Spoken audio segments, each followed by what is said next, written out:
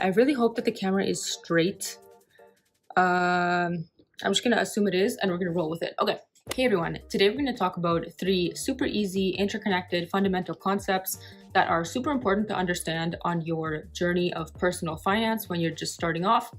I only learned these concepts in university. Of course, not everyone has the opportunity to go to university, so I figured why not make a video on it. So in this video, we're going to cover cash flow, the difference between assets and liabilities, and a quick discussion about net worth. So what is cash flow? Cash flow essentially refers to your net balance at the end of every month. So if we look at this chart, you could see that the inflows or your income is in green, whereas your outflows, things that you're spending money on, are in red. And the white line represents your net cash flow, which would be your inflows minus your outflows. If the net cash flow line is below the 0, that means that you are losing money. If it's above the 0, you are making money every month. Annuities are expenses or income that you have every single month. It's predictable, it's constant. Things like annuities would be, for example, a bill, like a utilities bill that's consistently 60 or 70 bucks a month. Your salary would be an annuity because it's constantly generating positive cash flow. You get the point. So, what are assets and liabilities? These are terms that are constantly thrown around in the personal finance space. Essentially, an asset is anything that generates positive cash flow. And assets retain their value. That part is important as well. Whereas a liability is anything that generates negative cash flow. In other words, assets generate money and retain value. Liabilities are anything that you spend money on. Some examples of assets would be a profitable business, intellectual property that you produce, whether that be blog, painting, music, things like that. Anything that generates interest in the long term, like stocks or bank accounts that pay interest, things that go up in value over time, for example, gold or silver jewelry, even collectibles like a retro vehicle that you maintain in really good condition, or antiques.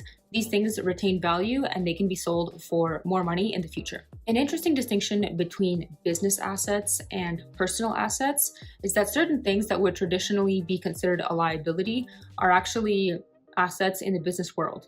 So examples like equipment, machinery, this includes computers that are used for your business, vehicles, these kinds of things are actually considered assets in a business because they're fundamental to making your business profitable, to running your operations or providing whatever service or product that you provide.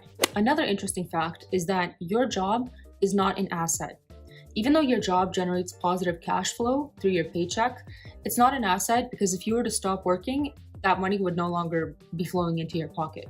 So let's get back to examples of liabilities now. Some examples of liabilities would be any kind of debt like student debt or credit card debt, mortgage, your vehicle because it depreciates over time, your home because you constantly have to spend money on upkeep.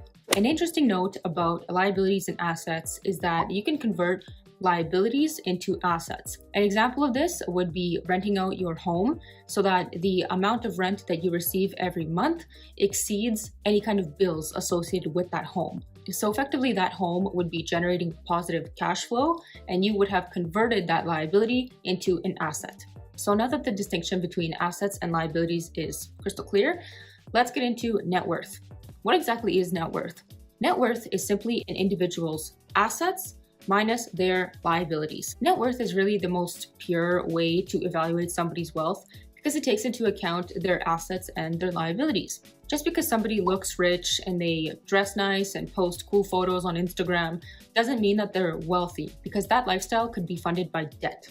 A famous example of this is one of the best boxers of all time, Mike Tyson. Despite making over $400 million in his career, Mike Tyson filed for bankruptcy in 2003 because he was in debt over $20 million. And some sources say that by 2004, he was in debt almost $40 million. For reference, Elon Musk's net worth is $204 billion US dollars. Jeff Bezos' net worth is 181 billion USD, and Kim Kardashian's net worth is $1.7 billion. The best way to increase your net worth is to acquire assets, not liabilities. If you constantly find that your cash flow is negative month to month, reconsider how much you're spending or increase your income so that you can push that cash flow to be positive. Thanks for watching. I hope that this video about cash flow, assets and liabilities, and net worth was beneficial. If you enjoyed this video, consider subscribing and I will see you in my next video. Bye!